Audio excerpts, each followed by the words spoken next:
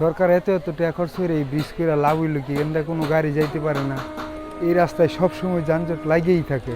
এই ব্রিজ যদি চালু হয় উত্তর অঞ্চলের মশাখালী, গফরগাঁও, কিশোরগঞ্জ, সেইদিকে ময়মনসিংহ অনেক মানুষ এদিকে আসতে পারবে।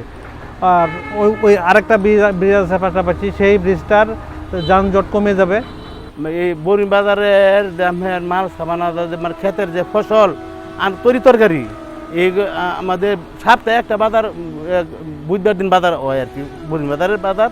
তো এই বাজারের জন্য তারা তরি তরকারি যে আনে, এগুলা যদি মঙ্গলবার থেকে আমার প্রস্তুত করে নিয়ে আয়, যদি আইলে কি অনেক জায়গা ঘুরে আম লাগে, তাকে অনেক খরচ বেশি বেড়ে থাকা।